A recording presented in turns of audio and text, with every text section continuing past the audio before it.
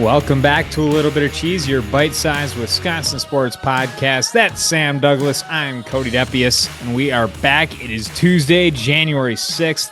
Happy 2026, Sam. Do you have any fun endeavors for your New Year's other than working and more working? Happy 2026 to you too, Cody. Yeah, I've been pretty much working through the New Year so far. Had a gala, 2 events on the 31st, 1 event on the 2nd, 1 event on the 3rd, 1 event on the 4th. Cruising around between a couple states. Finally got a couple days to put my feet in the ground, get some wherewithal under me, and it's time for playoff football, baby. I'm stoked. That's right. Week 18 has concluded, and it was essentially another bye week that the Packers lost. I mean, in all seriousness, it was a game they didn't care about. It's what we said last week. We were hoping that Malik Willis would play, but he was a little bit too banged up to do so. So it was the Clayton Tune legacy game, and that game ended with a net -7 passing yards. Was there anything that you took away, and we'll say from the offense here in this game? I know we're going to talk a little bit about the defense in a second. No, and I think that was the intention, wasn't it? It sure looked like LaFleur didn't want to put anything out there. He wanted to give no inside secrets on what are easy go-to plays. There was no effort from anybody whatsoever. Emmanuel Wilson put effort into running backwards once, and I think that was the biggest play for our offense all day long. Yeah. At one point, what was he? 7 rushes for -14 yards, which is just an awesome highlight reel, and I hope all of his friends never let him live that down. But no, I don't think the Packers set out to put anything on tape. It's hard for any takeaways. I think personally would have loved to see a little bit more Golden involvement. You know, if we're not going to, I think Stenovich came out last week and said, look, Matthew Golden is not going to be, it's not going to change tomorrow. We didn't forget about him all season long just to have him be our number 1 target in the playoffs. That's not what this is. He's growing in our system and we look forward to using him. Okay. Run a couple slants with the guy. You spent a 1st-round pick on this guy. Do you really want if you're drafting someone in the 1st round, you want them to be a Packer for a lot of years to come, a leader on the team. Get him some targets. Let's start building this guy's confidence up a little bit. So I think I would have liked to see a couple more targets to Golden, a little more opportunities, whether it's a sweep or anything, just put the ball in his hands.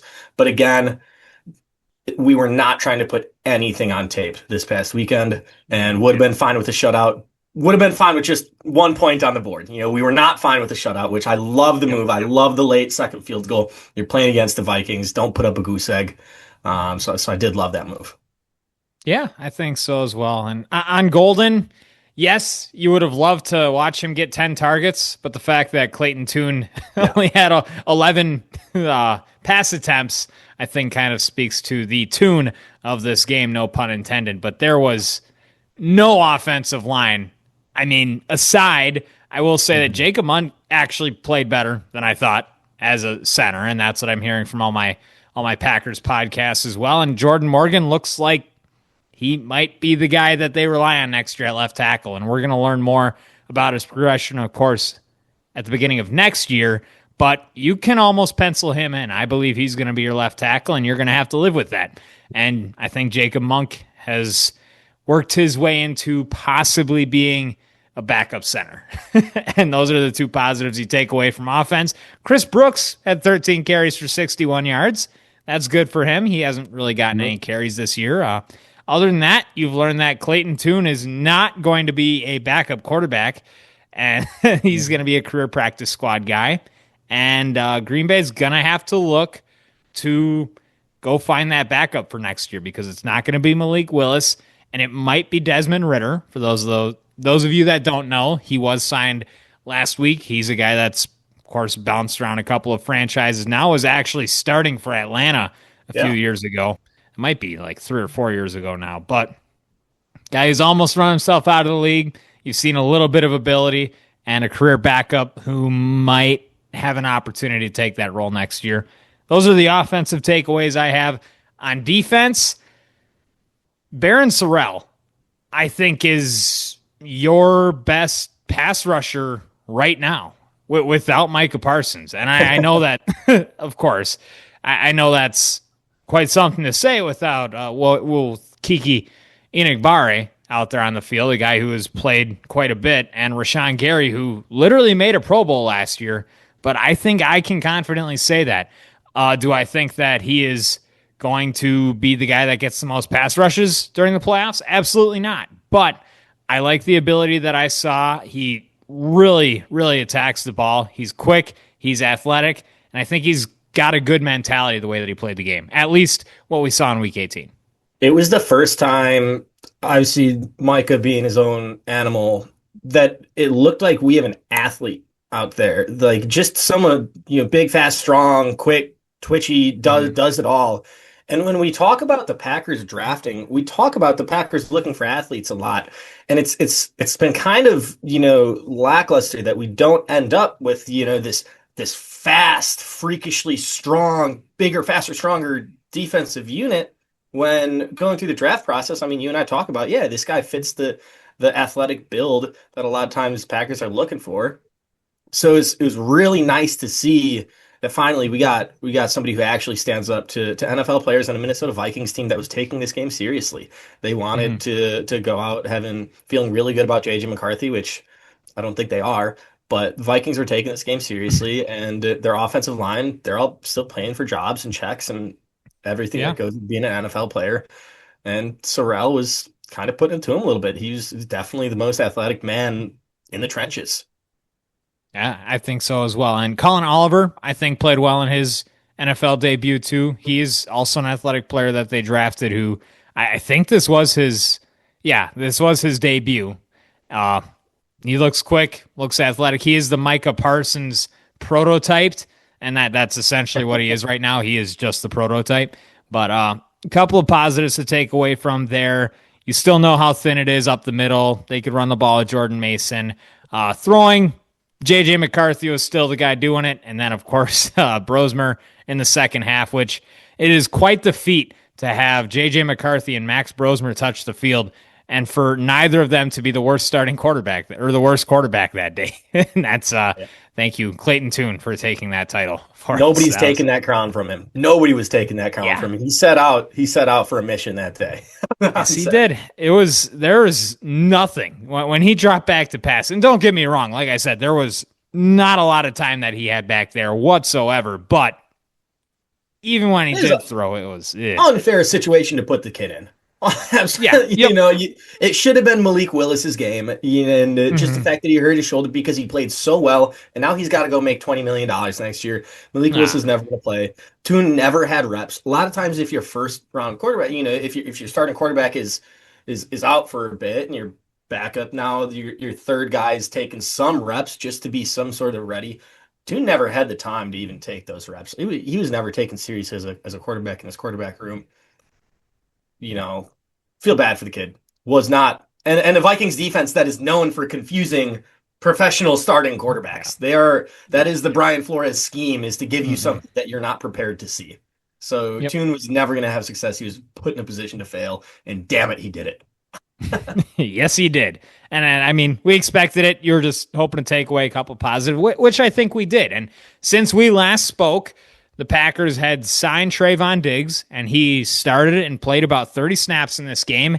And I know you're facing McCarthy and Brosmer, but what we saw in that limited action against limited quarterbacks and a limited offense, serviceable. A guy who will probably play some reps, I think, come the playoffs. I was someone who, when Dallas released him, I thought, and of course I was reading some other articles as well, that you're not really going to improve that much by going out and signing Diggs. He's been bad this year, like 158.3 passer rating against, which for those of you that know, that is a perfect passer rating. It's been a rough year for him. He's dealt with injuries ever since he tore his ACL. Not in a great scheme for him, which I think he's in a much better spot under a Jeff Hafley scheme. But kind of just throwing a dart at the dartboard here. You pay $500,000 for him to play the one game at the end of the season, which he did, and now we'll play the playoffs. I don't expect for them to pick up that contract for next year, as there is an option on it. What are your overall thoughts of this move here from Green Bay? I love it. And I texted you right away. I just love having an active front office. We know that or a little thin, in DBs. Since Micah went down, we could use, a little extra hand, an extra juice, something to the defense. Give the guys something to get excited about, for morale and everything. And as far as picking up someone this late in the season, the cornerback is probably going to be your best bet because it doesn't take much game plan to play man-to-man coverage. Right. If you're Yep. gonna, you don't have to be a scheme nerd spending years in the film room to play man-to-man coverage. Are you an athlete? Yeah, you stick on him. Can we throw you in the slot on a third down or something like that? Just cover up their fourth guy, eliminate one option for him. Absolutely. Are you there for in case an injury happens? We have a serviceable player. We just saw what happens when you throw out a non-serviceable player, Clayton Tune. We don't want to be in a position come the playoffs, barring some sort of freak injury. What is Bullard doing on the field in the fourth quarter, anyways? Well, at all, period. And that was going to be my next point. Him, Jaden Reed, Evan Williams, those guys getting snaps is kind of embarrassing. Like, figure it out. It is 100%. If it's a game starting Clayton Tune, I don't want our young dogs on the field in the same game. Yeah. You got to pick one or the other. But big fan of the Trail Diggs move. Whether he's been fantastic or not, he's a serviceable NFL player, and I think he has an opportunity to make play. I mean, he's with Micah. I think it's going to be good morale fit. It Mhm. sounds like there was a report that he wasn't released due to being, bad, Yeah. which not saying he's been good, but it was a situation with him wanting to see his family and the team Yeah. saying no, you have to come with us, and then there was almost a rift like that. But as far as the perfect passer rating goes, imagine being a DB in the room when they just let Micah go.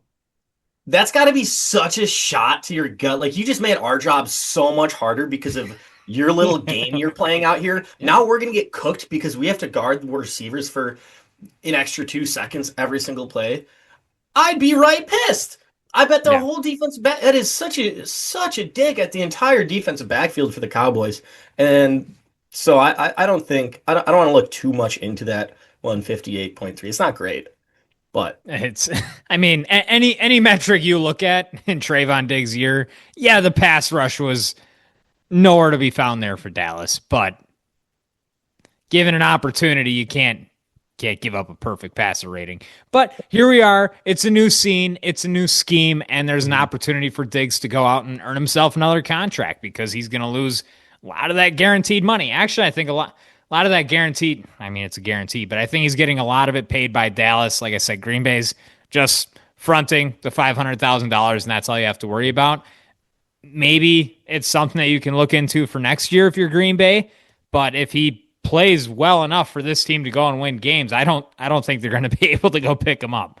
I tell you what, you look at the NFC playoff picture. You don't have to, other than Stafford and the Rams, you don't have to be a perfect corner to Yeah. have an influence. Caleb Williams is not the most accurate thrower of the football. Mm-hmm. Neither is Jalen Hurts. Sam Darnold can be sometimes, probably not in the playoffs though. Like, there's not a whole lot of killing NFC quarterbacks. Bryce Young is not a worry at all. Yeah, they're going to So get smoked by LA. You don't have to worry about them. yeah, I don't think I think Matt Stafford is really the only pinpoint quarterback in the NFC playoff picture outside of Jordan Love, isn't he? Yeah. Yeah. I mean, I don't even know if see the Jordan Love conversation. I want to say yes, but I'm keeping the expectations so low because I really just am hoping that he exceeds them. And that'll bring up our next point here, how big this game on Saturday is. And it's been talked about a lot. I've been hearing about Matt LaFleur's job, maybe even Brian Gutekunst's job. How much do you think is at stake here this Saturday against Chicago, in Chicago, win or go home? Only the third playoff game between these two teams. I mean, big game at stake. Different conversation, but big Mm, game. Absolutely. I mean, this is Packers Bears playoffs, baby. This is awesome. This is everything that you want. This is the Bears thinking that they're a whole lot better than they are. And the Packers finally, coming in on what unfortunately it was a 4 game losing streak, I think, right now. Not yeah. fantastic, but we're coming in healthier than we have been in a while. Obviously, no Micah, and that's what I think about when it comes down to like stakes. should the Packers lose, I don't think LaFleur's losing his job. I don't think Gutekunst is losing their job because Micah went out. We made a big decision to get Micah. We looked like an absolute beast of a team. We saw the ceiling that we could have that we never really hit. But I don't think you want to hit that ceiling in week 4 anyways. We were building the right habits. We were getting better. Lost Micah and a couple injuries later. Lost Zach Tom. A couple injuries later, the whole team looked a little bit different. So it's hard to say what's at stake. Almost feels like when they asked Lamar Jackson after that wild freaking game that I'm sure we'll talk about. They asked him, "Oh, so are you going to stick around for next year?" He's like, "Yo, I'm thinking about the game right now. I'm not thinking about all that." So Yeah. big game, absolutely. Depending on how it goes, Cody, if we get blown out 30-0 by the Bears, I'm going to be on here saying fire the whole staff. So, Yeah. but at stake going into it, no, I just want to see the Packers win. This is Packers Bears, baby. I'm going to be tuned in. This is awesome. Yeah. I'll say this. I mean, it's as big as it gets. This is a Bears team that you have controlled for 118 out of the 120 minutes that you've played. You should have won both of those games fairly easily. A botched onside kick, and Green Bay is probably your number 2 seed in the NFC. And that's even with Micah going down this year. And there are so many other games that you can think about over the course of this season, like Cleveland, Dallas, Carolina, where someone could make an argument that Matt LaFleur might be at fault for a few of those losses. And I think I would agree with that. And what I'll say about what's at stake with that and what I was mentioning before, I think LaFleur is essentially safe. Gutekunst, I think, is very safe, especially the fact he doesn't need to worry about drafting the first round the next couple of years. Like, he's going to be darn near a perfect GM. So that's great for Goody. and for LaFleur, it's not so much a conversation for this year. I think he could build himself more of a safety net, of course, with a win against Chicago. Because you look at this whole tenure, which is going to be 7 years now, they've missed the playoffs once, but you've had, is it 2 playoff victories, I believe, in this span? Not many. Right.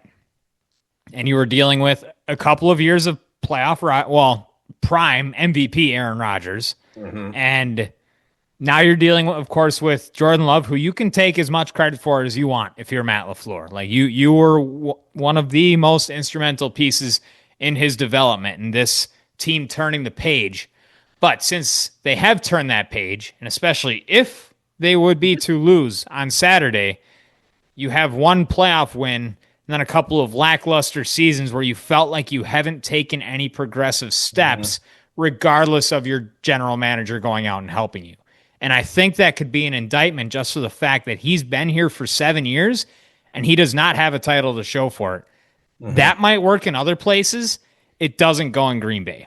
And you can look back at history of coaches and whether they had success or not. Mike Sherman had 4 out of 5 winning seasons. Didn't make it to a Super Bowl, had a losing season. They went 4-12 in 2005, and he was fired. Like that's how it goes. And this season, of course, with the help that Gutekunst has given him, and yes, Micah Parsons got hurt, Devontae Wyatt. We can go over that whole song and dance once again. But this is the whole tenure of Matt LaFleur, what your goal is. There's going to come a point if they don't take that next step, if you believe you're actually going to consider if he's the real guy or not to go and get the job done. And that's hoisting the Lombardi in Titletown. And especially when you look at this division, there are 3 awesome head coaches in this division. Ben Johnson is a guy. I think that's undoubted. We know Kevin O'Connell can do up in Minnesota. And I think Dan Campbell is an absolute beast as well. That Lions team has been riddled with injuries more than anybody else. No doubt in my mind that Dan Campbell's a guy. That's why if it's just obvious that LaFleur's getting coached circles around on Saturday night, that conversation box might open up a little bit more. And especially as we've watched the games, just the eye test of watching the Packers this year, it doesn't feel like LaFleur's a motivator. If you're going to be an offensive whiz and have these schemes that you noted when we throw Malik Willis in the game, wow, the LaFleur offense has some really fun juice, doesn't it?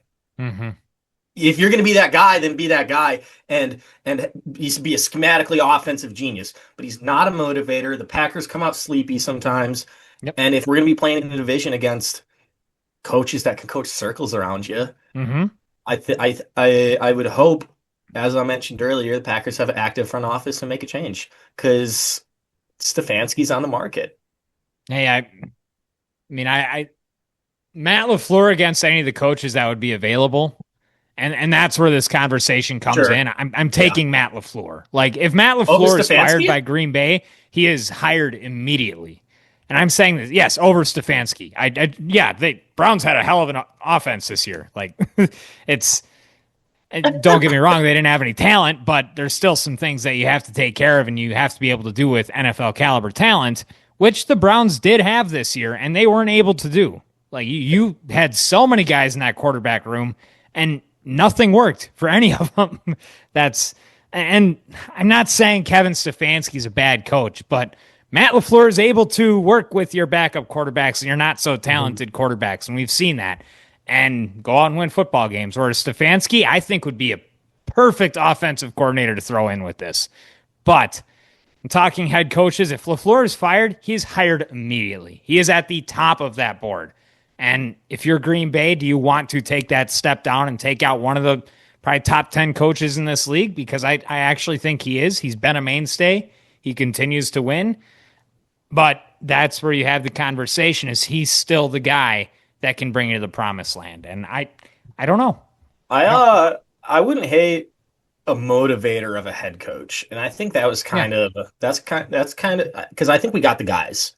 Yeah, I think we the personnel that we have is the talent is there. So if we can just juice him up, in Raheem out of Atlanta, players love him. Everybody in the league, yeah. loves Raheem Morris. So we'll see where it goes. I don't know. Well, I they think had the Gables. personnel too. Look at Atlanta's No, but you're rosters. so handicapped by Kirk, man. If you're handicapped by your quarterback, and especially Stefanski in Cleveland, they've been handicapped by the Deshaun Watson contract. Like they've just been running a team with $70 million less than everybody else for a while. But I don't know. Wasn't I Morris a part of the decision on who was going to be quarterback? Like he I was think there in the building when they signed Kirk Cousins, and then a few months later went and drafted Penix in the first round. And yeah, both of yeah. those guys have been a swing and miss. Like, Yeah, I don't know. I think that LaFleur, I think you nailed it though. They'll keep an eye on him. yeah, I think he's 100% going to be the head coach unless there's a big rout on Saturday night, which yeah. then the Lambeau fans, the Packer fans will be loud on Monday. On Sunday morning, we'll be loud about it. Oh yeah. I think even if they lose, like in any fashion, I Yeah. think that's how it's going to be. So I'll bring us to it. What is your prediction for Saturday's game? Green Bay at Chicago, the best of three rubber match. I love it. I just did a whole lot of talking about what if we get routed because it's so not happening. Yeah. I got Packers 28-13, maybe 31-13. I think we Wow. take it to them. I've seen us own the Bears for quite some time. I've seen Caleb Williams look mid. I think the Bears are a little bit of fool's gold right now. Yeah. And I think that stopping the run attitude can help just as much as the bodies. And I think there's going to be no shortage of attitude from this Packers team. We just saw the Steelers play with a different attitude and really pop Derrick Henry a couple times in the second half of the last game of the NFL season. And that's Derrick Henry. And that was a Pittsburgh defense that was prone to getting run all over. But now Oh you yeah. got your backs against the wall. And now you got to stop the run. I think you just hit a little harder. I think you play a little tougher. I think the run holes close up a little bit. Tell you what, Kyle Manung guy, he's not a really game record. DeAndre Swift, these are decent NFL running backs. We're not going up Mhm. against the Saquon. We're not going up against the Derrick Henry. I think we can stop the run, and I don't trust Caleb Williams, and I do trust Jordan Love. Maybe not for a Super Bowl run, but we're taking care of the Bears. I would like to think so as well. I do think so. If I was a betting man, which I think the lines are completely even right now. I think it's minus 110. They've gone So back and forth a couple times, so yeah, it's right even. it's a coin flip. At least that's what Vegas thinks. But I mean, Bree showed me on Facebook. She saw this poll. Who's going to win on Saturday? Is it Chicago or Green Bay? And it was like 70% Chicago. And I was like, what page is this? She said, diehard Chicago Bears fans. I said, yeah, no shit. That's and that's exactly what makes this great. Actually, I think behind enemy lines, Cody. maybe I married a Bears fan. I don't know. We're learning more and more as we go, but that's what makes this great, and that's what we love about it. Is it's not Bears fans going in and thinking they can actually. Well, it's thinking that they're saying they're going to beat the Packers, but actually knowing that Aaron Rodgers owns their team. Like Chicago actually thinks that they should win this game. And you and I are both Packer fans. And I think Green Bay, I mean, if you look at this just factually, Chicago should not win this football game. That like there's no rhyme or reason or sense or logic that you can tell me that says that Chicago should win this game based off of what we've seen this year. Like there's not based on how these two teams played against Cleveland or based off how these two teams played each other. Because when I saw that, even without Jordan Love, Green Bay was the better team. And I thought it was by far. In the beginning of that fourth quarter, I was laughing about how much I was going to love listening to Chicago radio the next day because Green Bay was steamrolling them. And everything took a turn after I said that pretty much. So now I stand here looking like an idiot. But deep down, you know it. You have to trust it that they can at least take care of Chicago because I don't think they're that good. I think they could be. I think next year some things could change. I think Pace has done some good things. I think Ben Johnson is a very, very intelligent mind. I think Caleb Williams has all the tools at his fingertips that a quarterback could ever ask for. But it's how things mesh together that you need everything to work to be able to go out and make a deep Super Bowl run. And Chicago is nowhere near that from what I see right now. And I don't think Green Bay is either. But if they come out and they win on Sunday, we're talking about how we think Green Bay is going to be able to go all the way. And that's the beauty of football. It's week by week, and you only get one game every 7 days. And it's a beautiful thing that one game dictates how you feel the next 6 days of your life.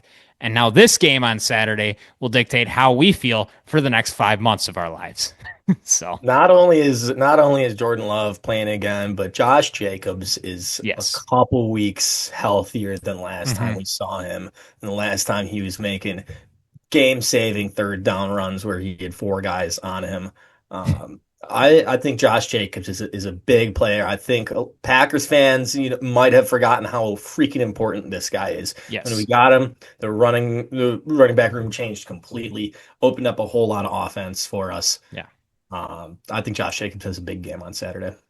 O-line needs to take care of their business. They got to open up a few holes and let him go do his stuff. Can't be getting stuff to the line like we've seen most of this season.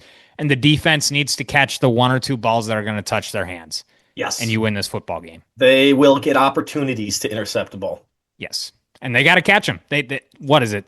How many interceptions this year for this team? I think it was it even 10? No, more than the Jets. Yeah. I didn't even think that was possible. Me neither. 0 interceptions this year for the Jets, for those of you that hadn't seen that stat. But the quarterback, every quarterback who played the Jets, if you combine all their numbers this year, that guy wins MVPs. 36 touchdowns, no interceptions, 110 passer rating. Like, just give that guy MVP. That's impressive. I saw that they started talking about it around week 14 or so, and I was like, no way that's real. No way that's real. Kept checking every single week. And even if it was like Xavier McKinney, if he didn't have an interception to like week 14, you would have been talking about that. But no, it's an entire defense in the New York Jets, and I think it's beautiful. Okay, we're running a little bit short on time. Give me like a 30-second summary of what you think Bucs president Peter Feigin stepping down as the president of operations means for the franchise.